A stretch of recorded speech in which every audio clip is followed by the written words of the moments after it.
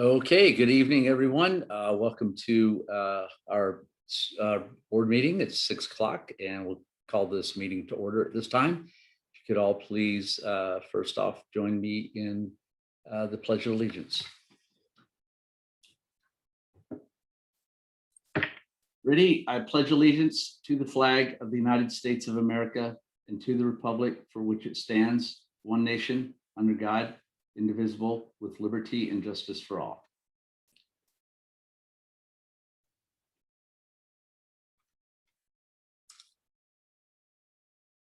All right, the purpose of this meeting is for the board to conduct board business. The meeting is open to the public and is recorded. You can listen to all past board meetings by visiting board docs through our district website. This meeting is being presented in person and live via Zoom, which it is not appropriate for audience members to interrupt board business or ask questions during the meeting. A portion of the meeting is reserved for public comments. Board members will not engage in discussion or debates with members of the public. The superintendent may provide information if appropriate. The board chair acknowledges input received and may, if needed, ask the superintendent to look into matters and report back to the board. If you have any concerns about individual district employees or specific complaints that require an administrative response, please contact the office of the superintendent directly. In-person public comments, please use the sign-in sheet. So today we'll be doing raised hand for public comments. So live virtual public comments, please raise your hand and you will be unmuted when it is your turn to speak. We will do our best to call you in the order you raised your hand. Commenters will be allowed audio privileges only. Please state your name and address. Commenters who violate the guidelines below may have their speaking privileges removed. Agenda items will be addressed as listed in the agenda. According to the Washington Department of Health Guidance, masks are required indoors. If you refuse to wear a mask, you will be asked to leave the meeting. Virtual participants, please mute your mic and disable your video. In-person attendees, in case of emergency, exit the board, which we're not in that case right now. So, okay, so to start off with, we're basically finishing up the meeting that we had on the 13th. So we left that point at public comment. So at this point right now, we're going. First up, I have one to read that we didn't get to finish on Monday.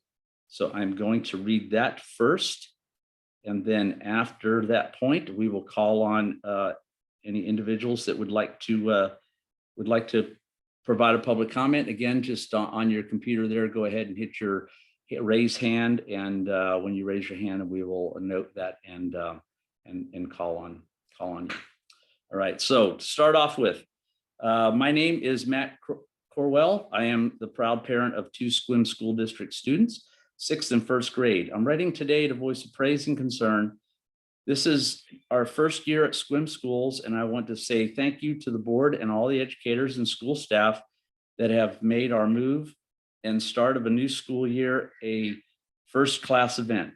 The welcoming nature, genuine interest in the students, and focus on safety has put many concerns to rest.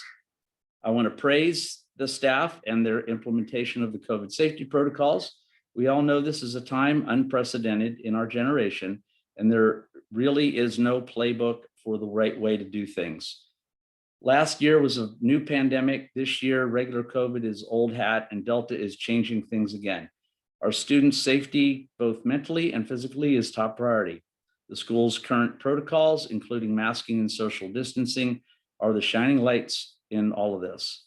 We, as many families, couldn't face another remote year any more than we can face a year with COVID left to spread as pestilence without these safety protocols. One concern I'd like to raise is that some of the community may feel compelled to speak against these protocols in the name of freedom and may try to influence the board and school district to reduce or remove the safety protocols. This would be an unconscionable outcome that would leave our most vulnerable unvaccinated population in extreme risk.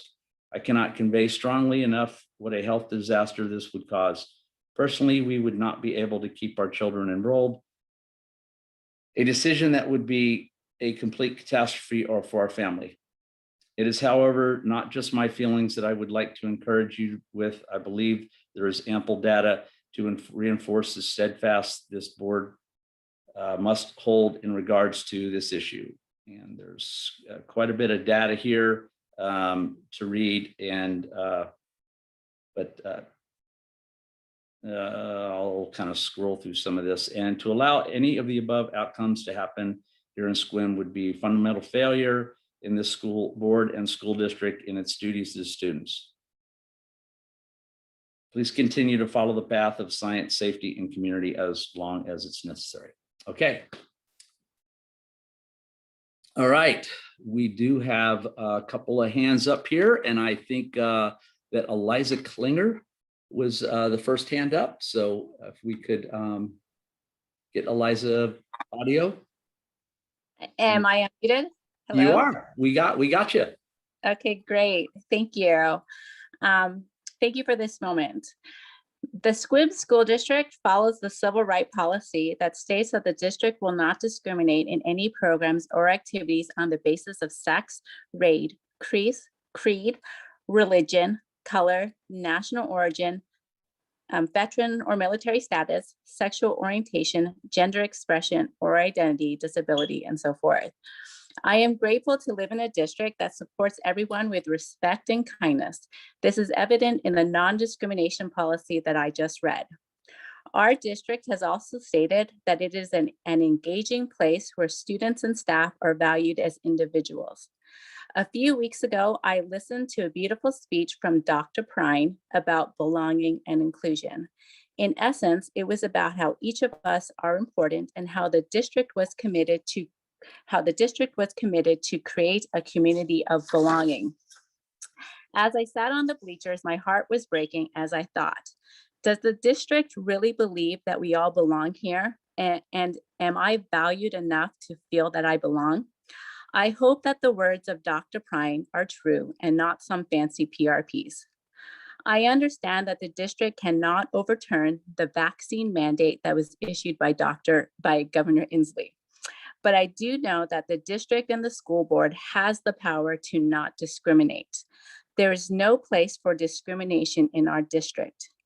In the coming days, if not already, there will be medical and religious exemptions submitted. I ask you to put actions to your words.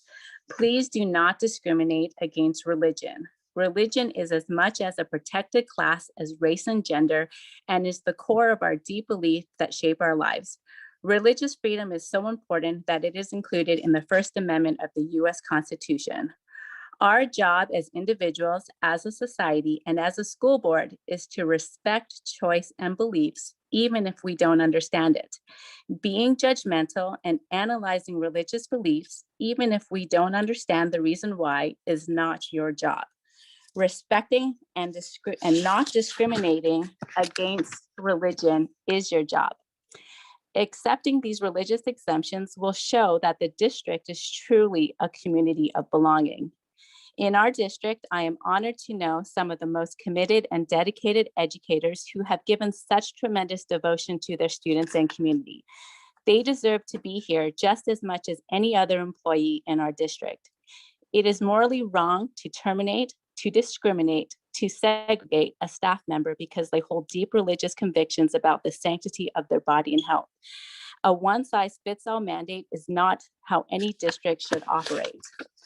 Threatening to take away someone's livelihood and career is morally wrong and incomprehensible, especially when they have demonstrated their willingness to follow COVID. Comments limited to about 3 minutes. Yeah, I'm almost done. It was proven last year that our district can mitigate risk safely and operate schools with minimal transmission. Please know and believe that these staff members whose jobs are being threatened take every COVID protocol to heart while still being committed to their sincere religious beliefs. Now is the time for you to demonstrate and stand behind the principles of inclusion and belonging that you expect others to live by. Please do not discriminate. Thank you. All right. Sure. All right. Thank you, Liza, very much. Appreciate your comments tonight. Next up, we have Michael Roca. Just a reminder, we have 3 minutes on these comments. Tracy's got a thing up on the board now. You're up, Michael. Great, thank you. Thank you for taking the time to listen. I'd first like to state something publicly. I'm not some anti-masker, anti-vaxxer. You know, these swim pages, you know, where we're trying to fight for what we feel is right for our children's rights in a productive way, in a meaningful way. I've had, like I said, meaningful conversations with some of you and would like to continue and welcome to have more. I have members of my own household who have been vaccinated. I have members of my own household. You know, I wore a mask when we were at this last meeting. So I just wanted to clear the air that not everyone that attends these is some radical, crazy person that just is believing everything on the internet. Okay. There is an alt middle here. Okay. I understand there's a lot of money tied to this, and I understand you have to follow these rules in order to receive that money. My question is, can we have some common sense with our superintendent enforcing this to maybe on our lower level kids? I have a kid in school who wears a mask, and you know what? We don't like it. And he's old enough to kind of understand what it is. I have a kindergartner that I don't feel comfortable putting into school because I don't want their first experience in school to have masks. And I would challenge anyone to show me any study where a kindergarten classroom is clean enough and the kids wear the mask properly, where it's helping stop the spread of transmission. In older kids, yes, I understand there's some evidence there. In the younger kids, they don't wear them properly. We know this. You can ask your kindergarten teacher. So I'm asking not for you to defy the order. I'm asking you to comply with the order, but maybe do something a little creative. Get with maybe some non-enforcement in your kindergarten class. You know, just say, we're going to be very liberal there. You're following the order. You have the rules up there. And any person that feels their immune compromised child is at risk inside these kindergarten classrooms, if they really think a cloth mask is going to save them, then I feel for them. And then I would also say shame on the school board or anybody that leads them to that false belief. If you truly have, just like if you have a medical condition to not wear a mask, it should be legitimate. But the same thing goes true for the other side. It's frustrating as a parent because I want my children to be able to be part of the school system that I've supported over the years. But at this point, I don't feel comfortable sending my youngest kindergarten to school. C.S. Lewis said this, I'll end with this: of all tyrannies, a tyranny sincerely exercised for the good of its victims may be the most oppressive.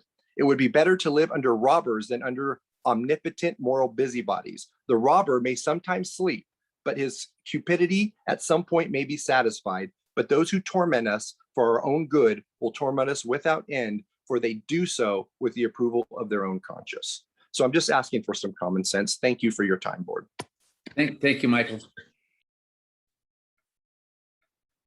Okay, next up we have Beth Glick.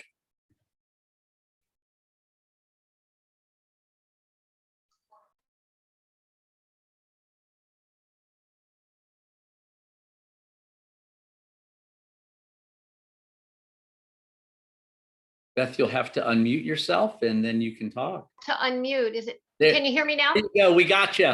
Okay, thank you so much for the opportunity to say something tonight. You're welcome. I am a community member. I am a retired public health nurse, and I have taught public health nursing for 6 years at the university level.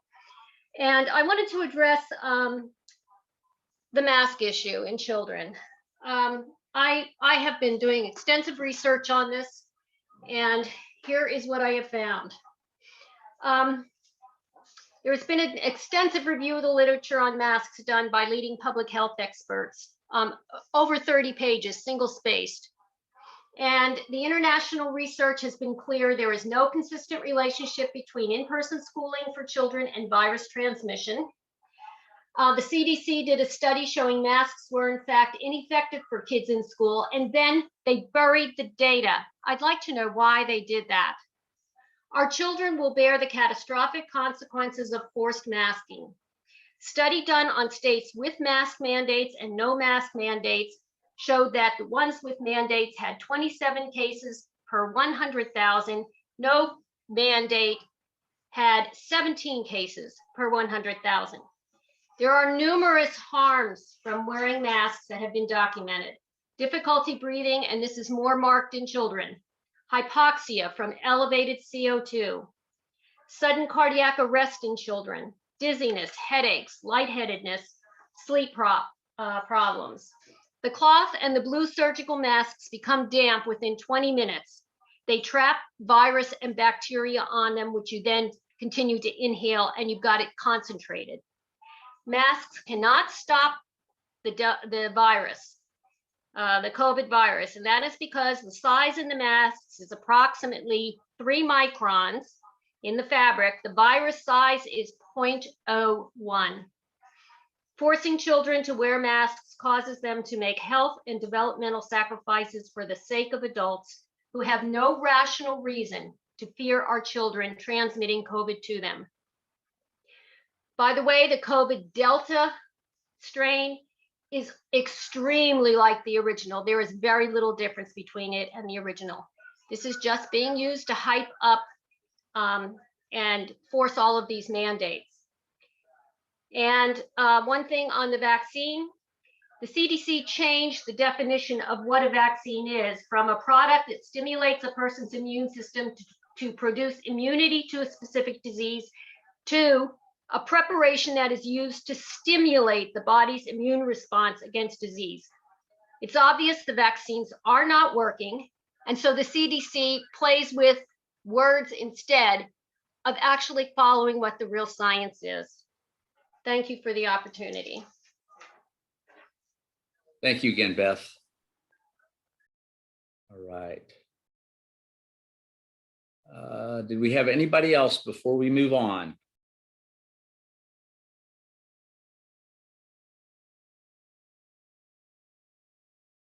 Okay, and for those of you that are used to, I do have some comments that I'll be providing in my in my board statement here in a little bit to somewhat address some of the comments there as well. So again, thank you. I know this is an unusual situation. We do appreciate those of you that are attending tonight, and we do appreciate those of you that did come in to speak tonight as well. Hopefully this, we wanted to make sure that even though we were virtual, we did give people an opportunity to talk, and I'll talk a little more about that here in a little bit and my part of the board communication. All right, moving on. Next up, we have our student board representative, and we'll welcome Kalen Klinger to our board. And Kalen, you have the floor, young man. All right, thank you, Brandino. I have 2 reports from the elementary schools to report, and both of which are dated from early September. I'll start with Grey Wolf Elementary, and as we know, Grey Wolf has started school along with all the other schools. They've enjoyed seeing classes of fast students, happy parents, and school staff. They would like to give a thank you to Director Jeffries. And the first day of school at Grey Wolf, he came to his neighborhood school on the first day to see how things were going. And he was called into action to pick up school supplies from sidewalks after back to school bags were not up to the challenge. He then stayed at Grey Wolf and helped Grey Wolf shepherd youngsters into class and was an absolute asset to our staff and students. Thank you, Director Jeffries, for your service. In the first week of school in September, we also had kindergarten conferences, 106 kindergartners and their parents into Washington Kids Conferences. Kindergarten is a special time for families, and Grey Wolf is excited and so pleased to have so many new and returning families join us on that school year. Welcome to the class of 2035. Great things await you. Also at Grey Wolf, school pictures have been scheduled for October 22nd, and they will check in with Dr. Prine to see if they will need to reschedule for later in the school year. At Helen Haller Elementary School, there's been a change in the principal, and Christy Queen is the new principal at Helen Haller. She's been working hard to connect with all the staff at Helen Haller, and she has been preparing educational resources for the students. She is looking forward to continue teaching and learning in a new position. School had returned 5 days a week for grades 1 through 5, and the kindergarten conferences have also taken place on the 1st, 2nd, and 3rd. To ensure that kids are learning in a safe environment, several safety protocols such as wearing masks, 3 feet social distancing, and regular sanitization have also been put in place at Helen Haller. To help students be prepared for this learning, Helen Haller also organized a back to school fair on August 28th. This event helped situate many students with materials that would assist in their education. An ice cream social was also scheduled for the evening before the first day of school. However, in accordance with health regulations and the recent rise in Clallam County COVID numbers, this event was called off. I would also like to report some student information from the high school concerning the meeting of clubs in person and virtually. In a sample size of around 50 students, I found that many of them were disappointed when they heard that clubs were not able to meet even with restrictions such as being outside and social distancing and wearing masks. A large part of this concern was also due to the fact that indoor sports are being allowed, and I think that some students were not quite clear as to why some clubs could not operate safely outside. That is all I have to report at this time. All right, thank you, Caleb, and welcome to the board. All right. Next up, we have our regular board communication. And I will actually, I'll lead off this time. But it gives me a hard time because I get to go last normally, but I'll lead off. So what I'd like to, first of all, again, I want to thank the commenters. We're here tonight because last Tuesday we had an unfortunate situation during our meeting, and I think as Michael pointed out tonight too, we had a large group of people there that were all parents, people that we know, people were there that were to make comments, and unfortunately we had some that may not have been part of that particularly, and who had taken the meeting in a direction that we didn't want it to go. As the board chair, I felt unsafe for those involved inside the meeting at that time, and decided the best action at that point was to just call the meeting to order and get everybody out of there. Whether it was the right decision or not, that's the decision that was made.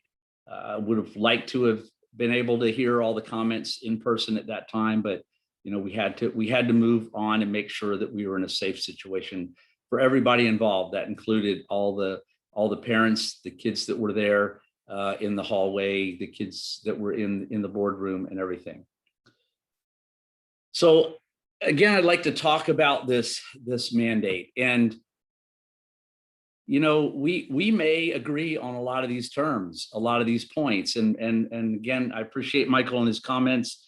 He brought up a very valid point in the fact that there is money tied to this, unfortunately. I have a letter here from Superintendent Reichdahl, our superintendent of schools, and this comes from Superintendent Reichdahl and Governor Inslee. And basically it outlines the mandate and the repercussions for not following the mandate. And I'm going to just read through a couple of points here. Upon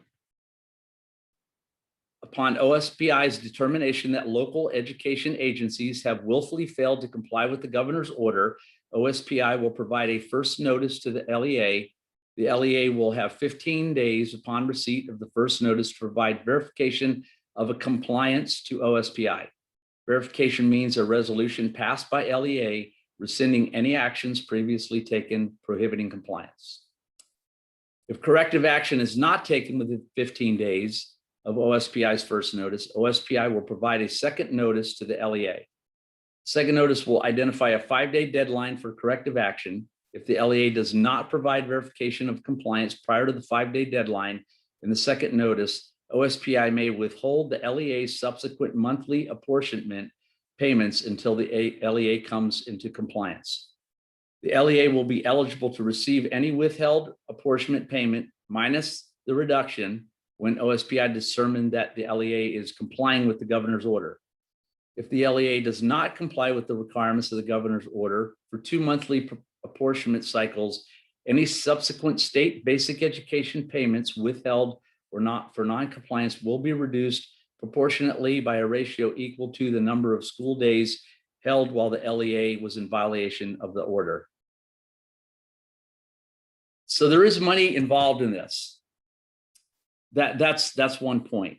I mean, I just like to look at some other factors we have going on around here. We have a mandate, and a mandate is for our teachers to get vaccinated. We have a mandate for, I'm a state worker, for me and all of my fellow employees that to get vaccinated. We have a mandate for medical personnel to get vaccinated. And if they choose not to follow that mandate, they will be receiving letters and losing their jobs. Whether we agree or disagree with this, Governor Inslee has been pretty firm on the way he's going to handle these things. If we look at some recent history, the state of Texas and the state of Florida, both of their governors have rescinded funding from schools for mandating. A precedence has been set. It can be done. Our responsibility as a board, yes, is to those kids. And, I'll talk about that in a second, but it's also a fiscal responsibility. We can't operate our school without money. And it's a risk for us to go against this. And I know, as Michael said as well, that that is not the option, to completely go against the order. Now, what has been done, to my knowledge, and I think Superintendent Prine can follow suit with some of this as well. And I've had some conversations on this board of those that are in attendance tonight. We have what, five kids that are in school between us. And we have our own students in there. Talked to my daughter the other day and just, how's this thing going with the mask situation? Now she's a high schooler, so they're a little more resilient, not like the little ones. But one thing she did note, is that they've had opportunities, which my understanding is we're working on. Each building has opportunities for the kids to go outside or take breaks, take mask breaks. We're offering that opportunity. We're doing what we can, in my understanding, to at least provide those to the kids as we go along. That this options are being laid out there. The fight is not directly with us. I appreciate the feedback on the science. Again, that needs to go to Inslee and them, because they're the ones that have passed this mandate on that we have to follow. That's all I really have to say, I guess. I'm bothered by all this as well. We're all in a tough situation in working towards a remedy for this. But we have our kids in school. They're enjoying sitting with their classmates. They're learning in person this year. The last thing we want to do is send them back home. And so we continue to do this. And that's all I have to say at this moment. So thank you for hearing me. I'll go on to Director Pickens. You want to go next? Sure. All right. Yeah, just to follow that up. Thank you, President Gibson. I was gonna kind of touch on some of the things that you had mentioned, but yeah, just obviously we do have as a school board, we do have a fiduciary responsibility, and that is something that I know I certainly take very seriously. There's certainly not an endless amount of funding. And just the other aspect that I don't think you touched on, but also has an impact financially, is the liability that we have. It's been made very clear to us as a school district that if we don't follow the safety protocols that have been given to us, that we will not be covered by our insurance company. And I'll just put this out there that our, you know, sure as most folks know, legal expenses can be extremely expensive. And our district, like many districts all across the state, rely on that level of insurance to protect us. If we were having to foot that bill on our own without that insurance, it would be extremely expensive, and we would not be able to manage that. So, and that's whether or not somebody took legal action against us or not. That has no, it's not even relevant if the basis of that legal action is warranted or not. There would still be legal expenses that we would have to pay directly out of our general fund if our insurance doesn't cover those legal expenses. So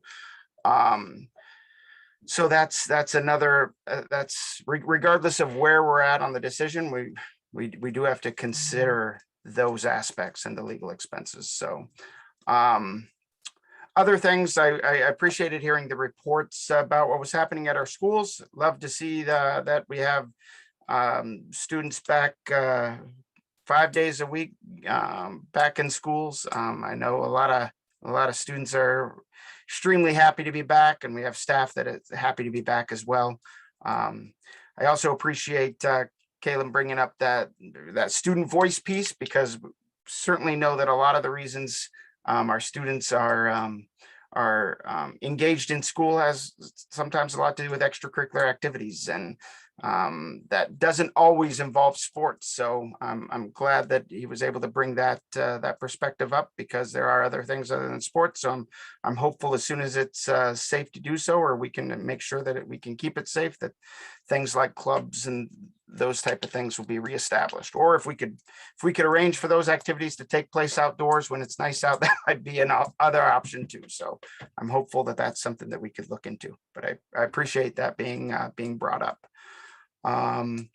And also just final note, I definitely appreciate the ability for us to provide public comment. That was one of the things that I knew we were gonna go virtual with this particular meeting, but I still wanted to make sure we provided that opportunity for public comment, and want to thank those that were involved with setting that up, Tracy and Bo and Dr. Prine and everybody else to make that happen. Thank you for facilitating that. I think it's still important in all our meetings that we are hearing those comments from the public. So, and thank you for those who took the opportunity to speak this evening.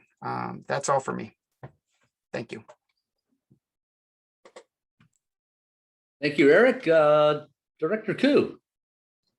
Hey, good evening. I'm going to try and fire up. Oh, good. I found an old web camera, so it is working. A couple of the ladies down at the Dungeness Creamery behind me. Just a couple quick comments. Welcome to Calum. Really looking forward to working with you and excited. I was excited to see you at our meeting. I've got to say, and I'll say it in front of everyone again, you win for having the most dynamic first board meeting experience. So whether that's a set of steak knives or something else, you were a better human for it. And no, really looking forward to having you on our board and working with you over the next weeks and months.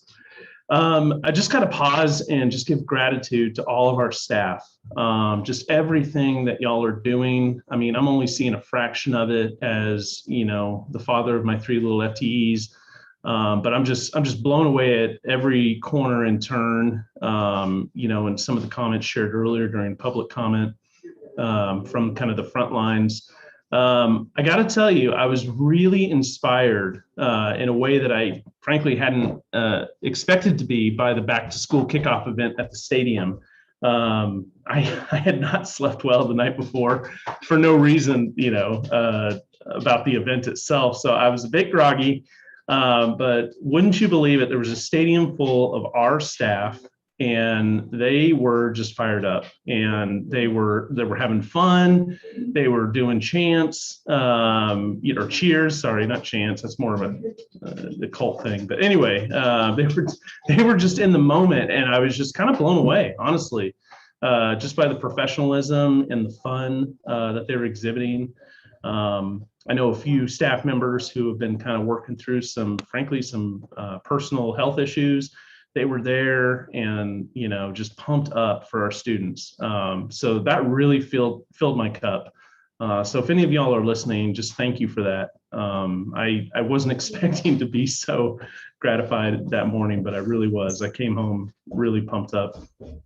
This is going to sound like I got paid off to say this, but I do want to give kudos to our chair, President Gibson, in handling last week's the meeting disruption. I understand how and why it got to the place it did, but and I was definitely disappointed to have to reschedule. No offense, y'all. I wasn't expecting to hang out with you on Monday the 13th, but here we are.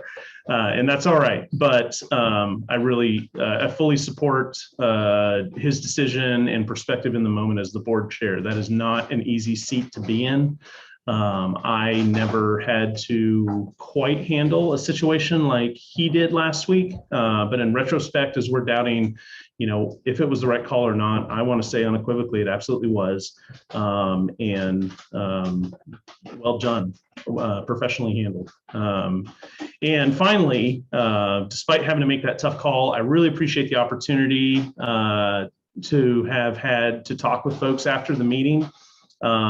Frankly, I appreciated the cordiality of, agreeing to meet with me outside so I could take my mask off and just hear some of the concerns. There was a lot of impassioned concerns. I really appreciate them. I hope I effectively described, and I don't mean it in any way as a cop-out, but I hope I effectively described it, what I consider kind of that nice edge of discretion as a board member. President Gibson just read a statement from OSPI, who does have, they do have, authority to kind of swing the big stick, but that's in conflict to what some of our local lawmakers, or not local, but our regional lawmakers are saying about the board's authority. I've made it, no mystery about how I feel about how these decisions should be at a local level. But in no unequivocal terms, we're hearing completely differently at the state level, and they're rattling their sabers as well. So again, I don't mean that in any way as a cop-out. I'm continuing to listen. I'm continuing to look for areas and places that we do have discretion, and otherwise encouraging people to, let their voices be heard at that statewide level and beyond. This is a complex situation. The other thing I shared last week is I may be on the wrong side of history. I can't speak for my other board colleagues, but I can only speak for myself. I acknowledge that, and individually, just doing the best that I can with the information I'm given and what I can find out. So to those who raise their voice in concern, thank you.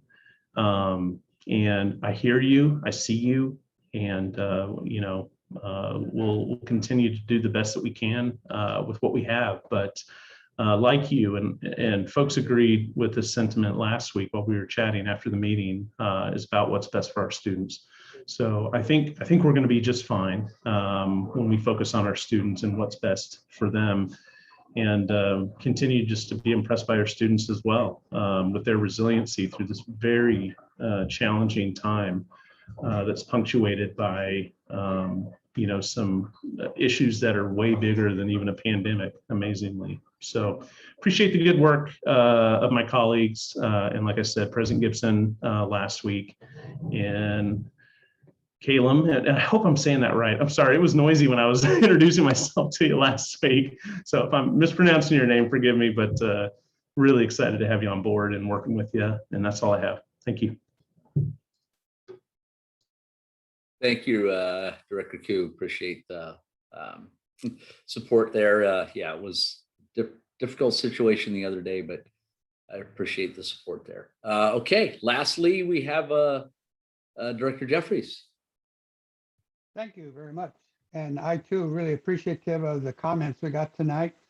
I would have preferred to hear those live and in person last week, but that just wasn't able to happen. And I do appreciate the reasons for, and that the meeting had to be shut down because it just couldn't continue on as it was.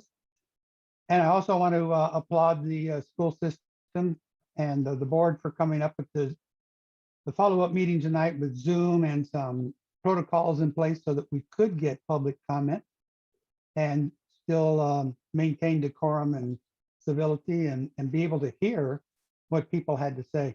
And Caleb in his first report, welcome. And I really appreciate the student survey that you gave us, the student focus. That's one of the things we've been trying to push for and hope for and encourage in past student reps. And I really like hearing from what the students are thinking. So that's really important. I wasn't expecting Gray Wolf to mention my little visit. I just went there to watch, and I was just kind of standing off to the side with my arms crossed watching, and I heard and watching the parents and directing traffic on that first day of school was a masterful art, a circus, so to speak. I understand that the second day went better, and pretty soon, the parents, as they learned the routine, went a lot better. And then I heard over the radio that a paper sack had broken and the school supplies were all over the ground and they needed some help. And I looked over and I saw the paper sack. So I went over and they'd come out with some plastic sacks and I helped fill them up and I took them down to a classroom in Gray Wolf. And then I came back out and here comes another young man in first grade. Backpack really too heavy, bag of school supplies too heavy. So I said, well, here, let me help you. Found out where he's going, and Donna Hudson kind of sent me in the right direction. And I'm marching down the hall, taking this kid to his classroom, and I turn around and there's like 4 or 5 or 6 kids following me.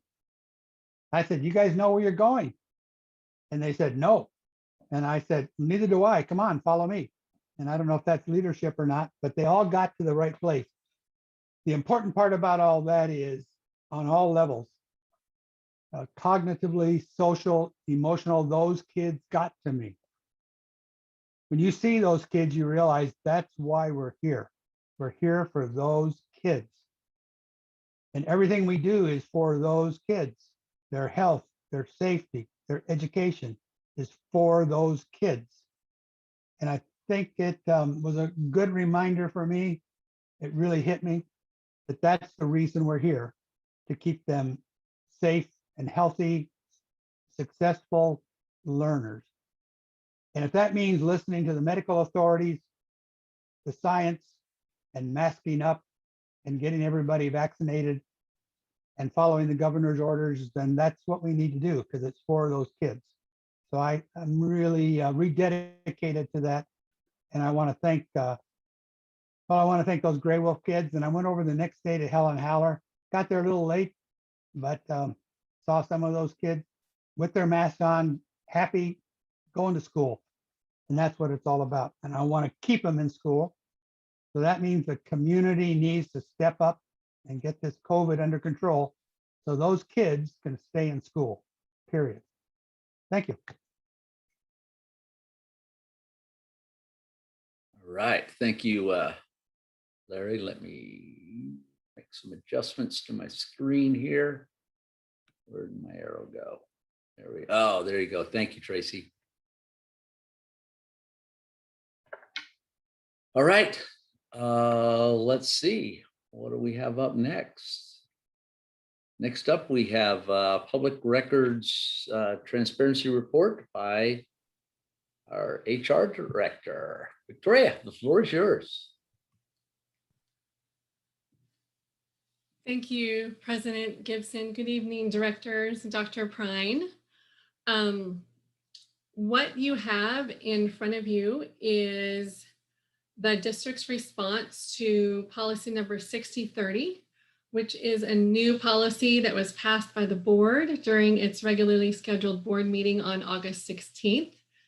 This is a policy that requires the superintendent to submit to the board a monthly public records transparency report that includes a list of all the public records requests received by the district. So in response to this requirement, the district has prepared this report, and it includes a list of the public records received by the district, as well as incurred or anticipated expenses related to each request. The report has been grouped by requester and in order of expense. And it was done this way to provide the board some clarity with respect to both the nature of the requests and their associated expense. And just to kind of let you know how we calculated expenses, we used the guidelines provided by the Joint Legislative Audit and Review Committee. And so we use base wages plus benefits per FTE based on the percent of time spent on public records requests to calculate the cost of responding to the request. And the approximate average was $50 per hour. So really, we just took all of the people that are generally involved in responding to these requests and to locating the records. And I took an average of those salaries plus benefits, and it averaged out to about $50 per hour. And in addition, the district reviewed all of the invoices from legal counsel as they pertain to the individual requesters. And we show the legal cost incurred to date for each requester. And for the open requests, the district has approximated the amount of time it will require to provide the responsive records, and then use the average of $50 per hour to provide an amount for anticipated expense.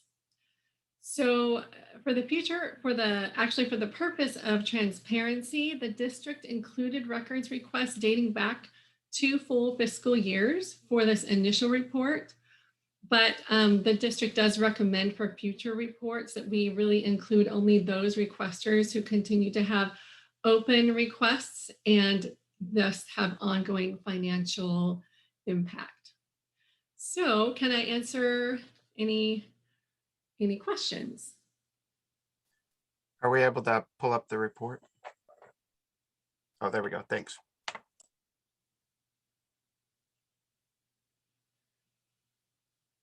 All right, and I think Director Koo, I think your hand was up first. Great, thank you, sir. And I'm not really, I guess, ready or concerned to get into the weeds tonight, but I love this report. I really do. I think that visibility for the public is paramount, and this is just a component of operating a public agency that I think is valuable. And I don't mean that with any subversive message. So Mike DeShiel, if you're listening, you're fine, from my opinion.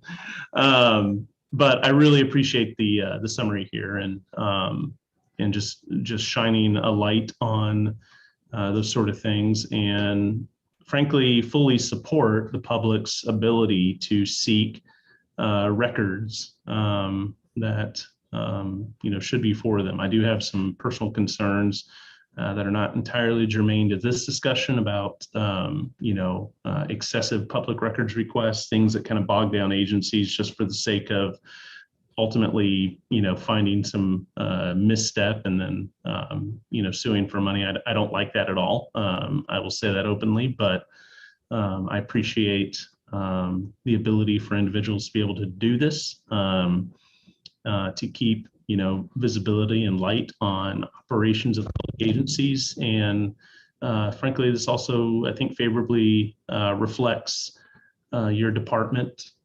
Victoria, and your team that are working on this, and how you treat this and its importance, and how you're keeping on top of it too. So thank you. Thank you. All right, thank you. I think Director Jeffrey's hand was up next.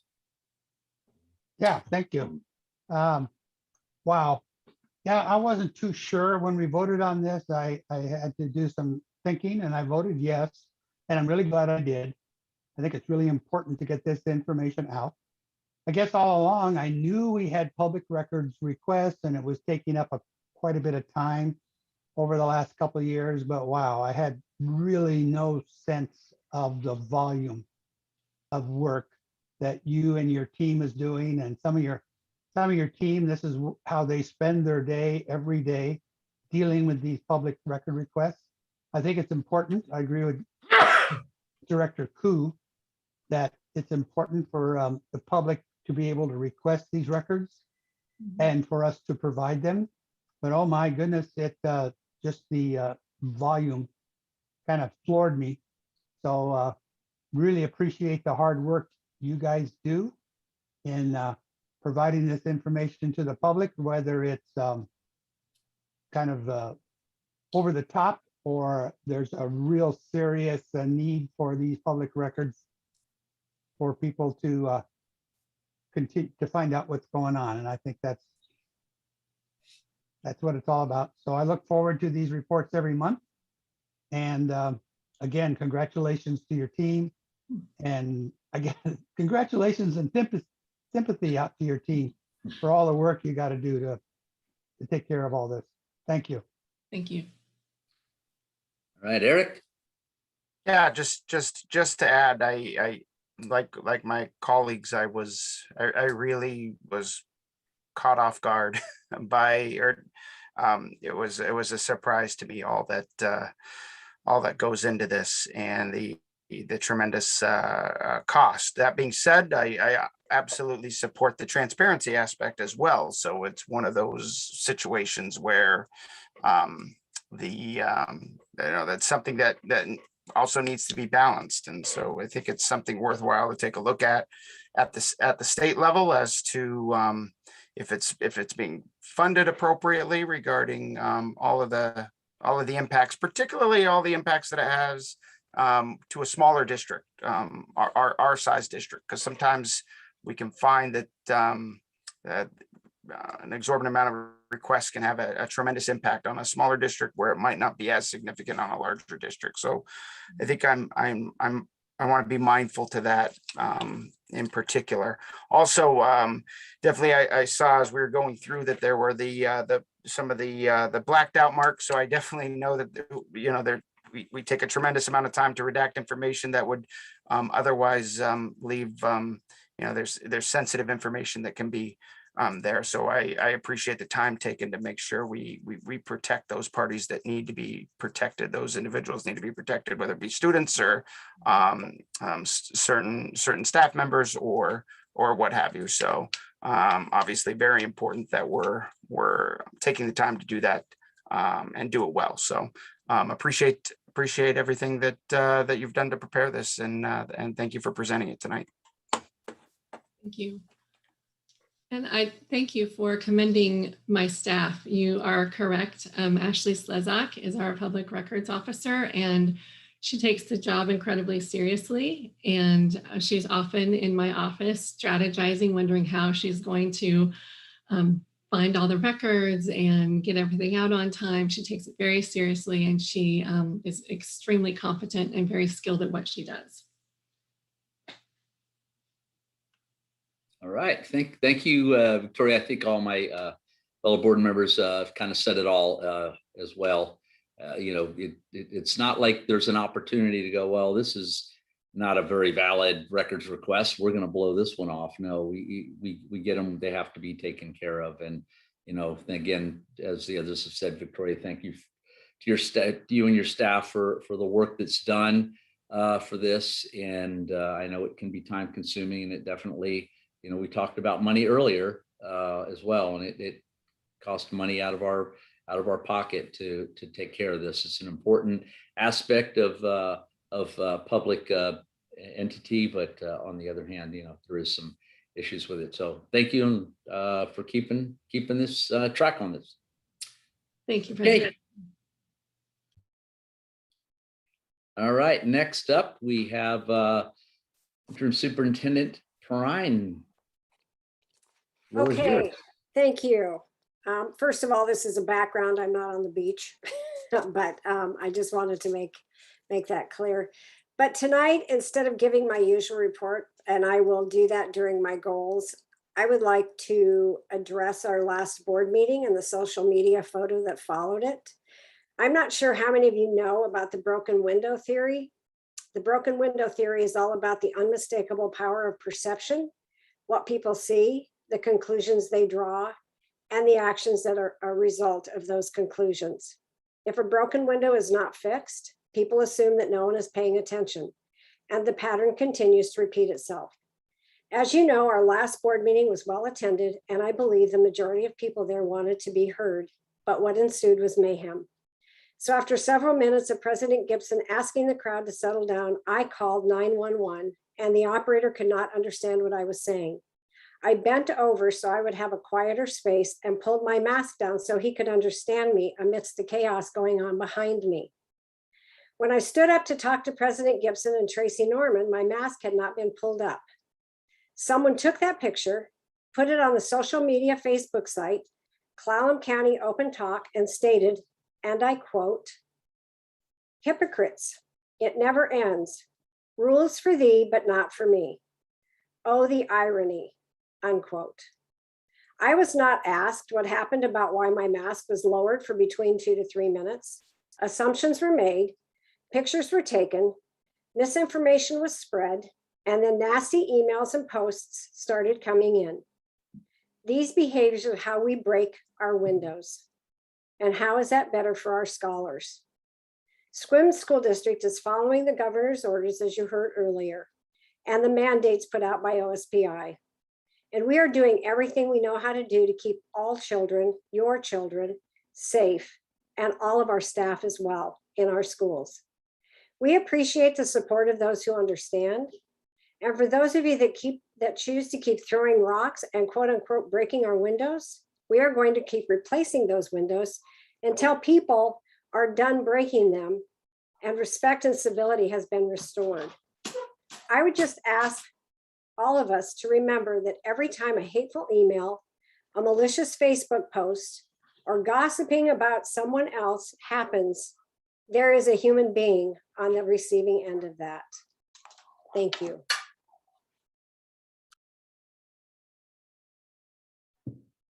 Thank you, Dr. Prine. Thank you for those comments, and yes, very, very unfortunate situation. There were several emails coming in and trying to make explanations of the situation, and it's just unfortunate when people just don't want to hear that as well. And so, all right, we'll just move on. Very well said, Dr. Prine. Next up, we have the goals review. Okay, so Tracy, if you could pull up my goals, please. Yep. There we go. And I'm not going to go through all of the documents on our website, but what I will tell you is this is what the goals look like, and they're tied to our strategic plan goals. And I'm just going to real quickly pull up. Here we go, Board Docs. Sorry. I'm going to go. So what I've done here is, as you can see on the teaching and learning side, we have had a lot of, and that's in goal 1, target 1, present work agendas for admin team meetings, celebrate with Dr. Campbell or collaborate with Dr. Campbell and Laurel Smiley. Let me just tell you a little bit about both of those collaborations. Laurel Smiley is with Dare to Lead, and she is leading the admin team. And she was here, she flew up for 3 hours today to meet with us. She said she doesn't fly right now because of COVID, but she said, I couldn't not come up here because I really wanted to work with you and your staff in person. So she is working on our belonging piece that we will be rolling out to schools after we get our admin team well versed in it. So that is part of what we're doing. And she talks about how to build a team and work as a team. And we're going to be taking that out to the schools. We work as a team at the schools, but she's given us some tools that will enhance how we work as teams at our schools. And then we've been working with Dr. Campbell as well, Dr. Tammy Campbell. She's worked with the board. She's worked with our admin team. She's working with us on diversity, equity, and inclusion. And the thread there is our inclusion, and the goal that we came up with was alluded to earlier by Ms. Klinger, where she talked about the belonging piece in the speech that I gave. That really is our work this year, is that 100% of our students, families, and staff feel like they belong to the Sequim School District. And so we are working on that thread throughout everything that we do. During our PL Day on August 27th, our Professional Learning Day, we had all kinds of training that interweaved with belonging. We talked about our professional learning communities with our 2 professional development coordinators. We had, we were well versed in trauma-informed practices by our own Marin Packer, who is our family and equity and family engagement coordinator. We also had speaking justice with Miriam Cherubib. She is actually a SQUIM resident, and she came and just talked about how to have tough conversations around these things. So it was really that first week of school that we came back, Director Coos talked about the rally to kick it off, and that really is what started that week. And then we just continued to delve deeper and deeper into the work that we're doing with our students and our staff. And so those were some of the things that we had done. Also, we are going to, the schools and sites are working on their continuous school improvement process, and we will be bringing those plans to you in November. So Tracy, if you want to scroll up a little bit, please. And we have received a grant from OSPI for multi-tiered systems of support. So that's your academic, emotional, and behavioral support for all students, and where who needs more supports than others, and how do we provide those supports. We received a grant for training on that, and we start that in October, so that we're pretty excited about that. We also have, we are one-to-one with our devices for technology, which is another support for students. They don't have to worry about having a device or a hotspot. If they need to take it home, they're welcome to do that, and they have them at school. So nobody is without. That was another nice equitable piece that we're able to provide.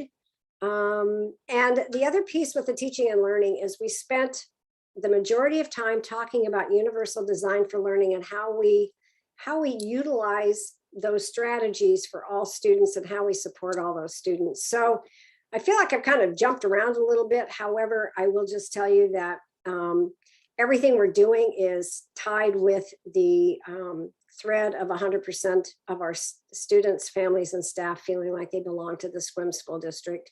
And so each month, once a month, I will be bringing my goals forward, and I will be talking about what we've been doing and how we're supporting our schools and our administrators and our teachers, and ultimately our students learning through the work that we're doing. It all ties together. So I'm happy to answer questions if anybody has any.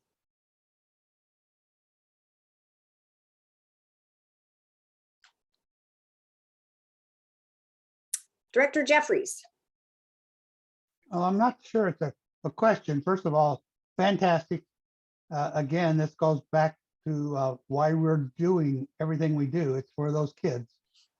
And I think this is a fantastic program. We really appreciate a fantastic set of goals and some of the concrete steps that you've taken to meet those goals. I will be interested in the future too about, well, what are the results of these training and these steps? Where have we succeeded? Where do we need to do more work? And basically, how's it going? And what do you need from the board to help you out? So I really appreciate the effort that's gone into this. I appreciate the thought and the systematic way you've presented this, clear goals. And we'll be checking in with you, I guess, but you're going to report every month. Every month. And then I don't know how often we'll sit down and do some kind of formative discussion, formative evaluation. I hate to use that term, but basically, how's it going and what needs to be beefed up and where do you need help and what's succeeding?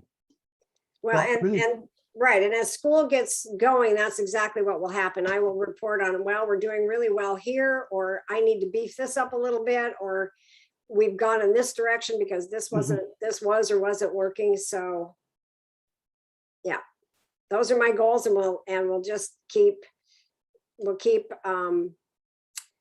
utilizing the information that we have, but I also will be looking at how we measure that, because it's really important to have data so that we know how we're doing.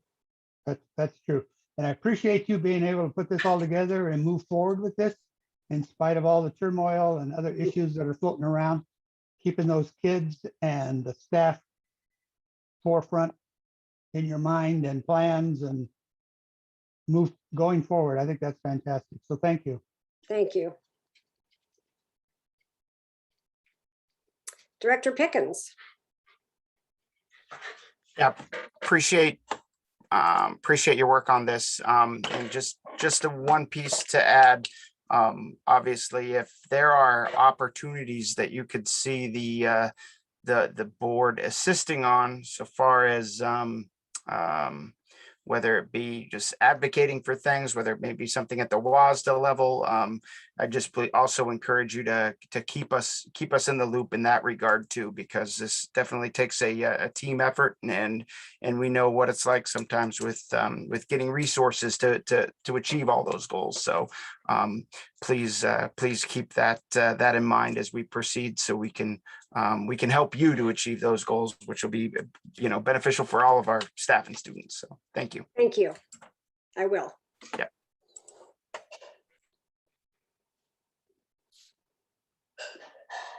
All right. Well, thank you, Dr. Prine. I will like to add as well that all the work you put into the set of goals there. In my time on the board, this is the most detailed that I've seen a superintendent provide for goals, and put a lot of work and all into it. And as Director Jeffries put, the focus on all of this is the students and the district. So appreciate all the work. There's no doubt that you'll move forward and accomplish these. And as Director Pickens stated too, if there's anything that we can do to help with any of those to move on, then that's what we're here for. Thank you. Okay.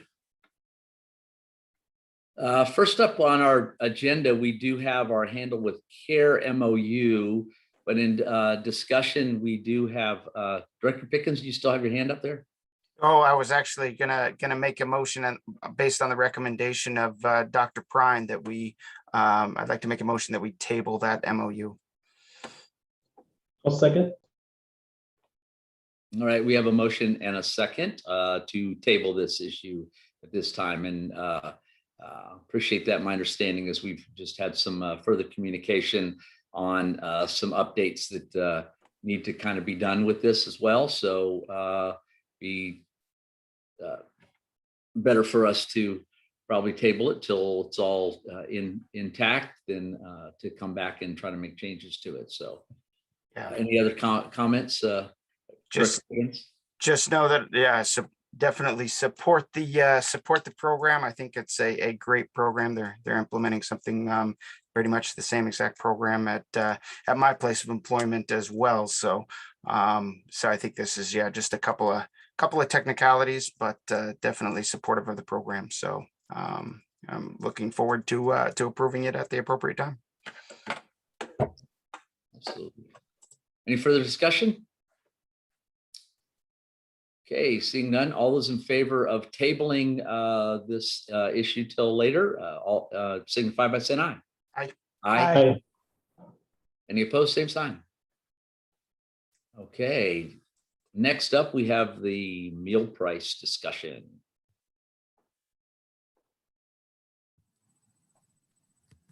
Okay, I'll start. Good evening. I'm going to start just by talking about procedure 6700 and about the meal pricing part of that. So it's been several years since we've looked at our meal pricing, and I know right now all of our meals are being paid for, so their meals are all free. But at some point when that is over, there are certain requirements that I have to do each year to comply with child nutrition services through OSPI. And one of the paid lunch equity tools takes into account what we charge for meals, how much we end up using local dollars to supplement those meals if we don't have enough state and federal dollars coming in for food service. And we haven't looked at our pricing since I think the school year 17-18. I started in May of 2018, and I think just right before that, maybe at the beginning of that school year, that was the last time that we looked at meal pricing. So we've always decided year to year that our meal pricing is sufficient, and we've always had a very large meal debt balance, and so we've left it where it is. Currently, the school district, when we're not in this mode of COVID where all meals are free, the school district does cover breakfast for every student. So if students want to eat breakfast, there's no charge for them. So the only charge that we're talking about is lunch meals. So policy and procedure 6700, I'll go to the procedure part of that under meal pricing. And it just says the board of directors shall determine paid meal prices annually for the National School Lunch Program and follow paid lunch equity regulations. And that's the part that I'm audited on, is the paid lunch equity tool. And adult meal prices shall be set to allow teachers, administrators, and parents to demonstrate their support for school meal programs by occasionally eating with students. The price must be the price charged to the students paying the full meal price plus the value of federal reimbursement for paid meals and the USDA food value. And I get all those little bits of prices along the way, but we just haven't changed anything for a while. We thought that this would be a good time to look at that while it doesn't impact any of our families, and that we could assess that by completing the paid lunch equity tool so that you would be able to see really where we need to raise it. And in my estimation, I think that it would only need to be 10 cents. We can't make a really large increase. There's rules about that, but I do believe that if we raised our lunch prices 10 cents, we would be within the correct ranges on our paid lunch equity regulations. So I will bring more information about that when we start looking at this policy, so that we can just be more in alignment when we go back to charging for meals. I did look at some other districts and tried to see what their meals were, what their prices were. And of course, it's really hard to look on their websites right now because everything is free.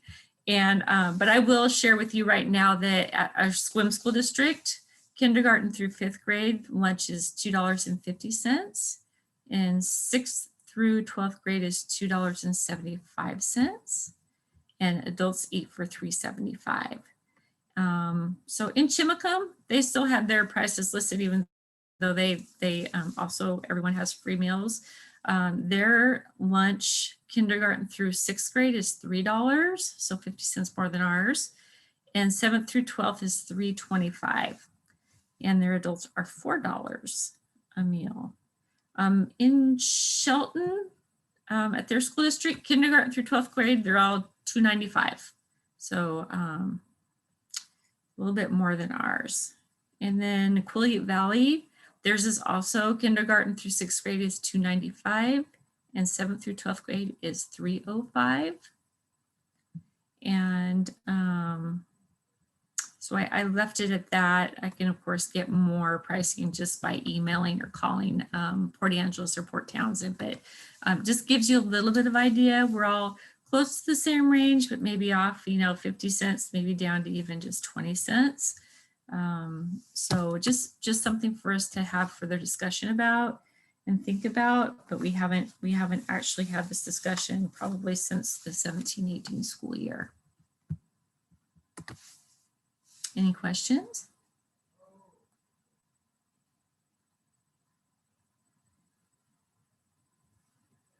Brian, I think your hand was up there. Thank you. And thanks for doing this. I mean, this is important work, as we, even in the backdrop of, the global pandemic and social emotional learning, shortfalls potentially, or gaps. But thank you for doing this. A question, and maybe it's not an effective benchmark, is what would a number be based on historic access to meals, and obviously, the inclusion of free and reduced lunch to break even in this category? Or are we operating above a deficit? I think, okay. I think No. I think you answered the question, but I'm curious what that number would be in comparison to like where we're at. Yeah, I would be happy to bring those numbers back because at the end of each fiscal year, we have to reconcile that. And so I do know that the last time I did the paid lunch equity tool, it made it on the tool, I had to say if I was not going to raise prices on our meals to meet to break even what were local dollars paying. And on the paid lunch equity tool, it equaled about $7,000. But when we do year-end closing on our part 4, when we take into account everything, then of course the cost is much larger for local levy dollars because then we take into account everything that has to do with food service, not just meals. Great, thank you. And I will absolutely yield the rest of my time to the board member who is the pro on the subject. Larry, you're up. Well, I'm not sure I'm the pro. A few years ago, I was raising money to help pay for the meal debt, which is fairly substantial. I think people would kind of drop their jaw if they knew how much it was. Our district does free breakfast. If my recollection is right, we decided to do that and we pay for that pretty much out of local funds. Is that correct? Yeah, that is correct. We do get reimbursement because we still have to count those meals. So we do get reimbursement from the state, on the state and local and federal level, so that our local dollars can be used, across the board for meals. So we still get to claim those meals and be reimbursed, but yeah, we still are supplementing for those breakfasts. Ballpark figure about how much that supplement is? Well, I would say that that's probably most of that $6,000 or $7,000 on the paid lunch equity tool. That's probably most of it. 6,000 or 7,000 total, or well per just total for the meal part itself, not all of food service. And then what would it cost us to do free lunch? I know some districts do free breakfast, free lunch. What, I would have to figure that out. I'd have to take into account, like the average of students that are purchasing meals, and then how much the meals are. I'd have to do a little bit of calculating, but I could sure do that for you. Come up with a pretty good estimate. then kind of a final question. I know we're giving meals free, but the importance of families filling out the free and reduced lunch application, even though the meals are free. Why? I kind of know the answer, but I'll ask you, why should I fill out? Why would we fill out a free and reduced lunch if the meals are free? Yeah, right. Well, there are other opportunities in our school district to have fees reduced, and that goes right along with our free and reduced applications. So a lot of ASB things, so pay to play for sports, fees for ASB cards, a lot of some of the tests that the high schoolers take. There's just across the board, there's a House Bill 1660, and it has to do with ASB and extracurricular activities. And there's a whole list of things that are affected by free and reduced applications. And if you qualify for free or reduced, then that lowers the cost of a lot of the other things that parents have to pay for. And then my understanding is if a school has like 50% free and reduced lunch, or we get a little extra money for that. Well, we were, our percentage has gotten lower. And I don't know if that's just due to, like our current, family situations, or if fewer families are filling out the forms. But we had one school that always qualified for some high poverty LAP dollars, and we don't qualify now. So we're down in the low 40 percentile, and we don't qualify now. It's too low. Okay, thank you. You're welcome.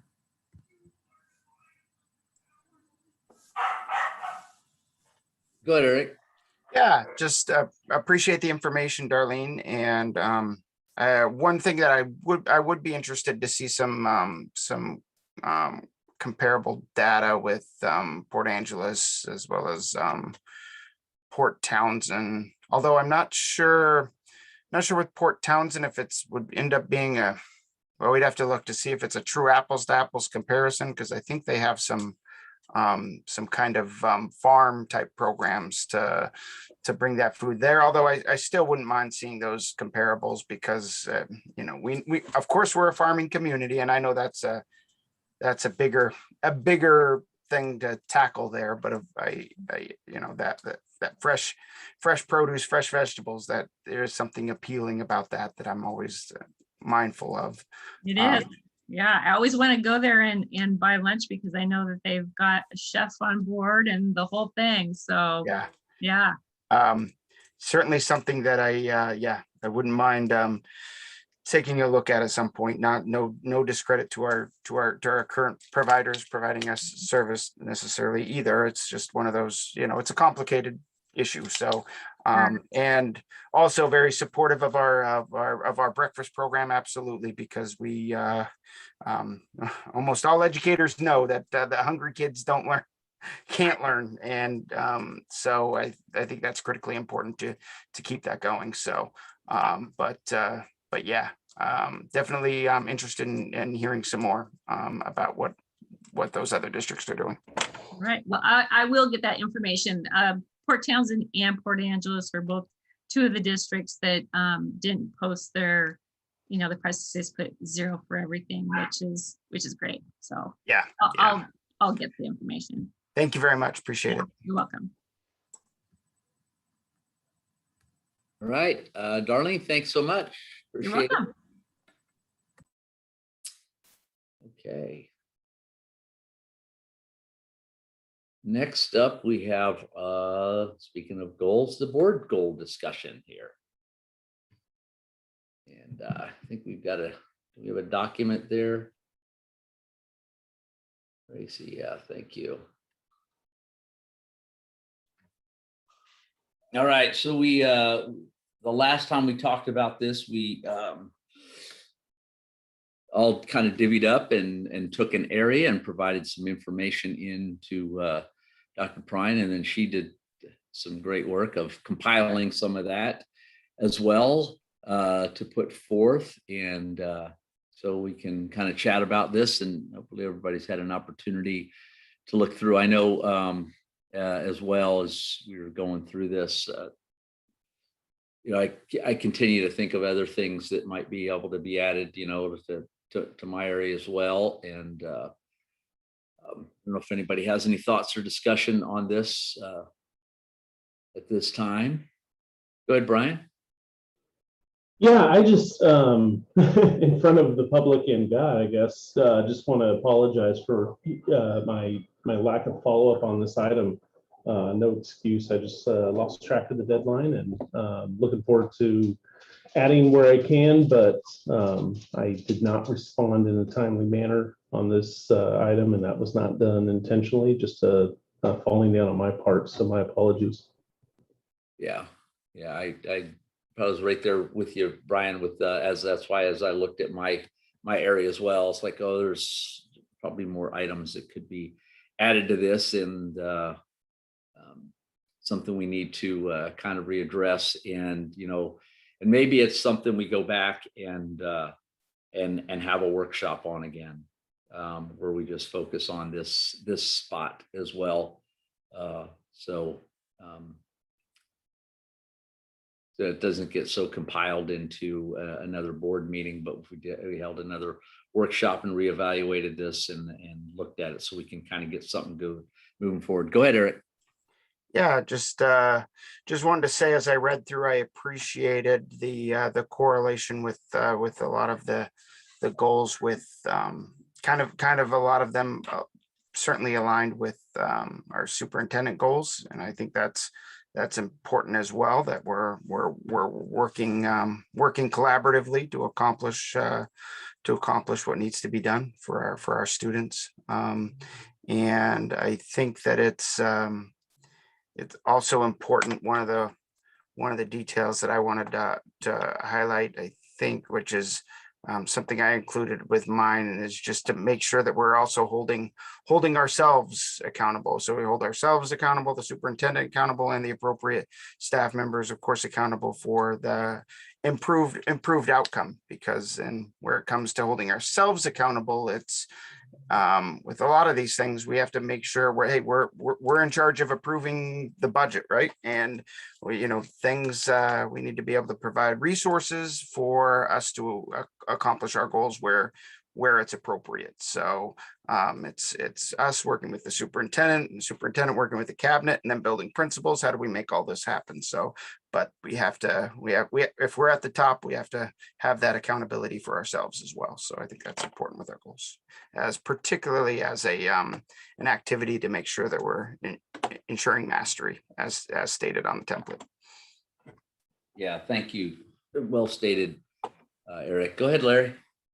Yeah, like the superintendent goals, it'd be nice at some point as we establish these and get them more firmly on paper and established and approved, however we do that we check in on a frequent basis. I'm not sure what that frequent means, but how are we doing? Are we meeting our own goals? Are we making progress? Because sometimes it's really easy to come up with the goal statements, and then we don't check them again until next year when we come up with new goal statements. And not us, it's just kind of a human nature. I think we need to visit these and check in, and where are we doing where are we doing well? What do we need to beef up, and how can we help each other? Thanks. Yeah, absolutely, Eric. That's a perfect point there as well. Go ahead, Dr. Bryan. So a couple things. One, I agree, this is probably more of a study session so that we can, the board can hammer these out. But secondly, once you do get these the way you want to, then we will set up dates to periodically check in and see how you're doing with them. And we'll have those conversations among probably during board meetings and things, but we would set up periodic check-ins just to make sure that we were addressing these, because I'm with you, Director Jeffries.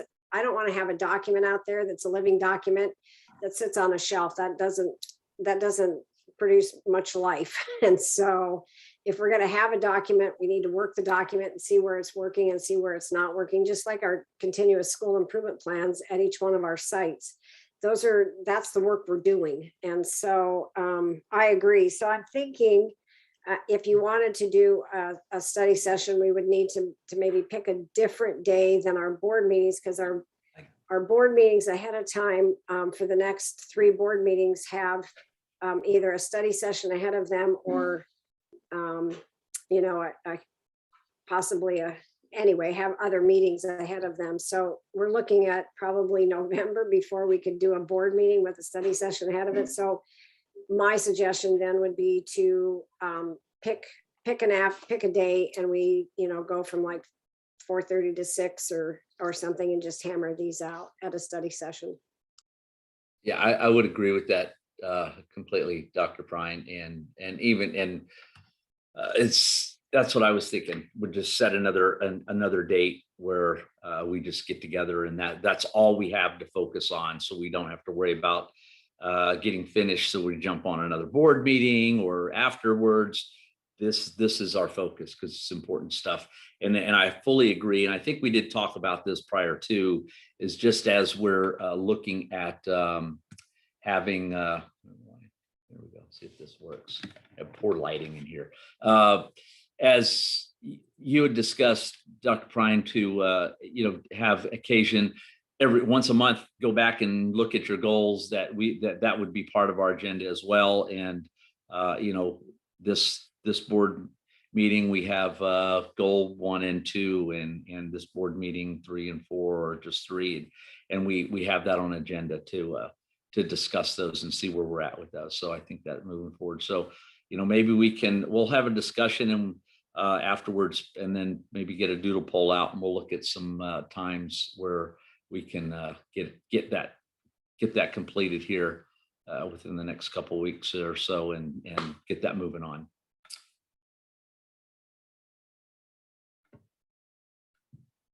Anything else? Okay. Then next up, we have a couple of different, so let's attack these maybe individually. So we've got the 2 second readings, 7 for policy 3241 on student discipline. And we have policy 5641 for student teachers. And this is second reading, we're here to approve these. So we could get a motion for. Mr. Chair, motion to approve policy 3241 as presented. Thank you. We have a motion and a second. Any discussion on this one?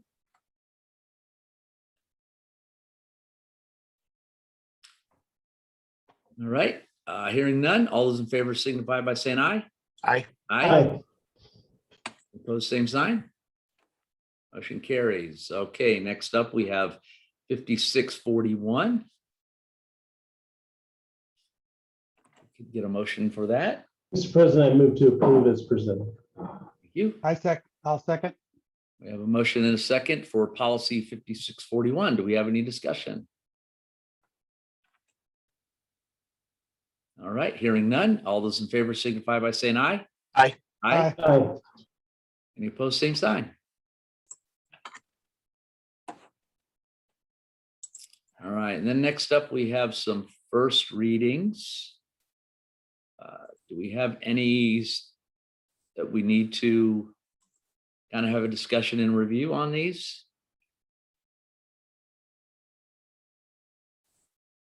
And Dr. Prine, your hand's still up from prior, just in case you needed to raise your hand for anything else. Go ahead, Director Jeffries. There it is. There we go. Okay, well, I got 1215, which is the first reading of policy 6512 infection control program. Just a question. In here, we list all kinds of diseases. We don't list COVID or coronavirus.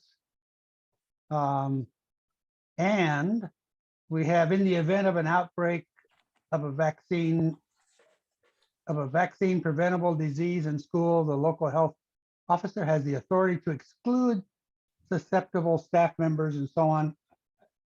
Does this policy also encompass or allow for the recent orders from the governor and OSPI about terminating people that are not vaccinated? I'm not sure this policy, are we covered? Just asking. Go ahead, Dr. Prine. Yes, I did check with WASDA on this one, and they said it is important to emphasize that school districts do not need to revise their board policy 6512 in order to comply with the law, including the governor's proclamation requiring K-12 staff to be vaccinated or to apply for an exemption.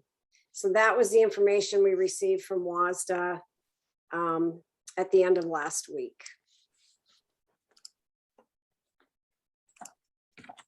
Okay, thank you. I got a couple more here. Right. So it sounds like we don't need to change that particular policy to encompass COVID and the pending vaccination requirement. I thought would be is just because in the mandate it's being, or mandate might be the wrong word, it's being deemed as a condition of employment. So yeah, that's statewide. So okay, then 1222, policy 6608, video cameras on school buses. And I know we talked about this, it still uses the word tapes in the current policy, and I think we talked about a better terminology would be recordings rather than tapes, because we don't use tapes anymore. Is that video equipment on buses? Review the process for videotapes and the proper disposal of tapes. Well, that's real easy. We don't have tapes. So we suggest recordings.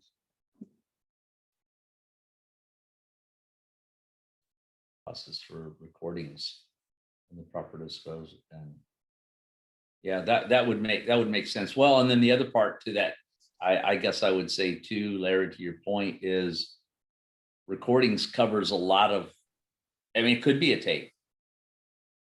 Even though we don't use tapes anymore, the term recordings could still be a tape. It could be, you know, other things. So that I like that as well, because it does serve a broader perspective. Did you have something, Dr. Prine? No, I was just, that's what I would have said as well. So thank you. One more. Yeah. So I would I think that's a good point to do as we take that to our next. I'm certainly comfortable with that as well. Yeah. Then one more, just a question or clarification on 1224, which is first reading of policy 6625, private vehicle transportation. And whether board directors, we're not really employees, even though some of us might take a stipend, whether board directors can drive school vehicles, and especially if school board members can drive vehicles with other people in the car, including students. Does this policy allow for that? Go ahead, Dr. Prine. Yeah, so I checked with our risk pool on this one. I checked with, her name is Alex Pratt. She's our risk pool representative. She said no, that board members are not considered employees. Therefore, this does not apply to them, but a board member could go through the entire volunteer process. And as a volunteer, you might be able to be in a car with somebody that would drive, but you would not, we do not let our volunteers drive our vehicles. So the answer kind of all the way around was no. And so, because you're not considered employees. And so for sure not with kids in the car. So I guess, and it may not relate to this policy specifically, as this is for private vehicle transportation, but it does relate to the students. I know we've had events such as the WASDA events where we've had our student reps attend with us in a school vehicle where we've had a board member driving. I'm just curious if that's because it's a school vehicle, does that make it permissible or? My understanding was no, but I'll clarify that again. It would be better if the school board member and the students would be driven by a staff member in a school vehicle. That would be the safest way to do that, because unless, and maybe you can answer this, but as a board member, generally we don't fingerprint you, my understanding is, and so we don't even treat you as a volunteer basically, and we don't treat you as an employee. So according to Alex, it would be, you know, if we would have to go through a different process to get you certified to be able to drive one of the vehicles. Yeah, Jane, you are correct on that. Thank you.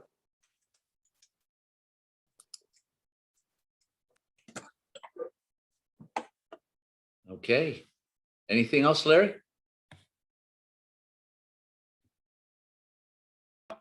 I'm done. All right.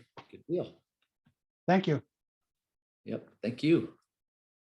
Okay. I think that's it. Last up, well, actually, there is a little more. So for the good of the order, but if we scroll down and actually talk for the good of the order and look at this topic here for upcoming board meetings. So what I wanted to discuss is, we had our meeting last week. We moved this one to a virtual mode here to just to kind of get that last week's meeting done. We did provide for public comments, and while I'm making that statement, I do see a hand up, and just so you're aware, public comment portion is completed, so we won't be taking anything else from the floor from attendees at this time. But just talk about that and how we want to handle upcoming board meetings. I do know that, a couple of points to this are, one, as we discussed tonight, we definitely feel that public comments are important. We, appreciate the public comments, especially when they're, as they have almost always been in the past, in a calm, respectful manner that attendees have brought in. But we have to look at safety factors. We will have to continue, at this time right now, if we're on school grounds and we're in a school building, masks will be part of that, so just thoughts on what we want to do moving forward for our meetings. So Director Pickens, I think your hand was up first. Yeah, thank you. I welcome the opportunity to have in-person meetings, provided it can be done safely. I do have some safety concerns specifically for our staff members as it relates to the current boardroom configuration, and there just being one exit out of that room. I think that that's something we need to consider, and I'm not sure that we would have an alternative ready to go that's kind of fully vetted by our next board meeting, which I think is just a week from today, correct? So I would certainly be comfortable with our next meeting being at this setting, provided we could still accommodate for public comment. That's certainly important.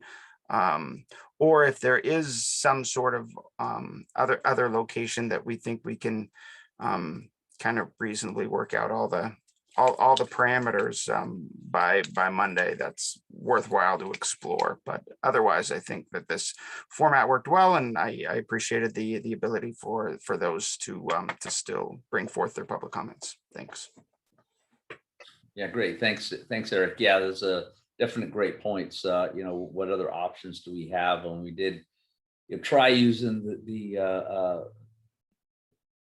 the cafeteria at the high school, and there was just some background noise issues and stuff in there. It makes it a little difficult, and some other things. So I would somewhat agree with you on that point as well. To the point, if Dr. Prine and Bo and Tracy have an opportunity to maybe look at something that could be quickly done, that we could do that next week, that would be, being in person is definitely preferable.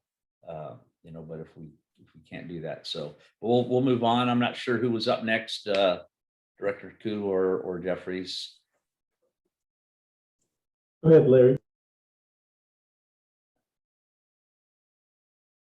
I would concur with Director Perkins. I've kind of had concerns all along about that small boardroom, especially when we get a lot of people in there. From a safety exit point of view, there's only one exit out of there, and that's concerning. But I don't know if there's a good alternative, maybe at the high school or even the middle school, or maybe one of the elementary schools. I don't know where it would be more preferable.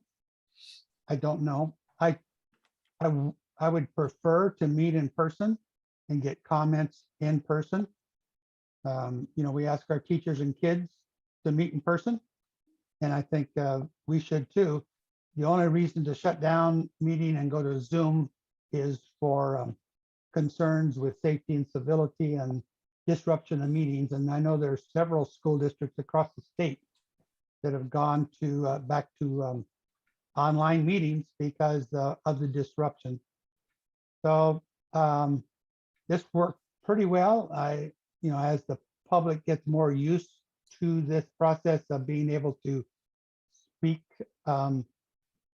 virtually to us, I was glad to actually hear what the people had to say tonight without a lot of yelling and screaming in the background that made it impossible the last time we met. So I would encourage us to go back live if we can do it safely. And it might mean in a different room someplace. I'm not sure. But thank you for everybody, Bo, Tracy, everybody, Superintendent Prine that put this together tonight. Thank you. All right. And Brian.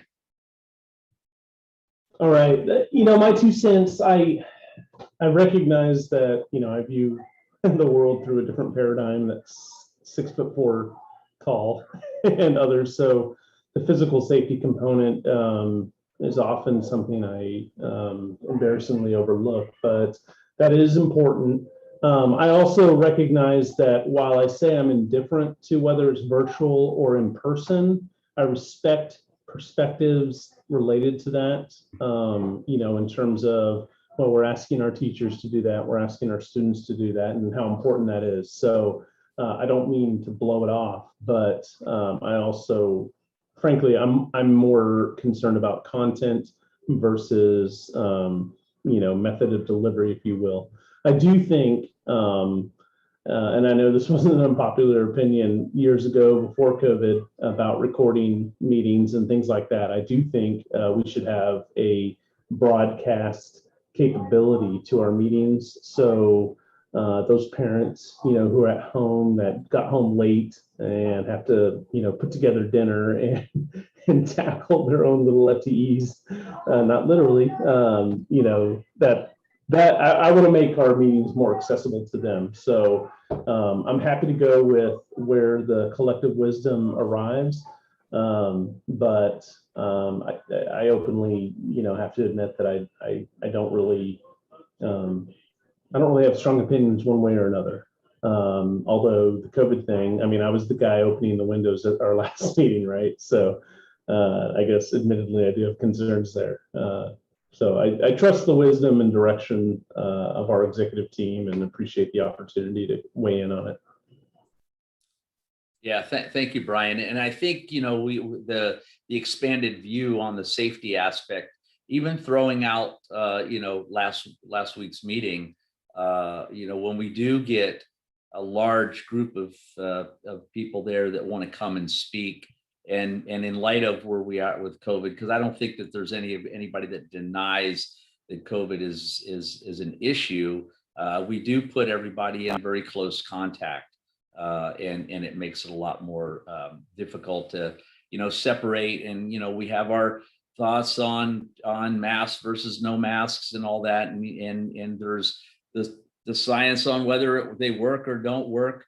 But if we do have some separation, it at least you have that piece, and also the other part as well is just making sure people are comfortable also, and maybe a little bit of space. And I know that we've held board meetings all over the district when we've done our rounds to the other campuses.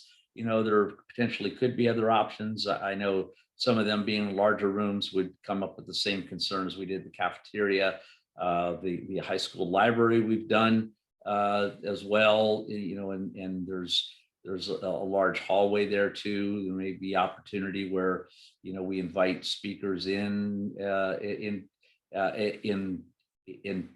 terms, bring a few people in so we don't have a packed room in case we do have a large crowd. So there's some options potentially there, and just speaking kind of out loud as well, because we've got Bo here from the technology standpoint, where if we did have people that maybe weren't in the boardroom at that time due to either overpopulation or just not comfortable with being in there or whatever, that they could still potentially maybe even hear what was going on. those kinds of things. So just some thoughts on, I guess, ways we could make sure that everybody is able to participate, which is, what we definitely want to do. Director Pickens. Yeah, just a question. I do remember the sound issues regarding the cafeteria, and I think that's problematic, but I don't seem to remember any issues.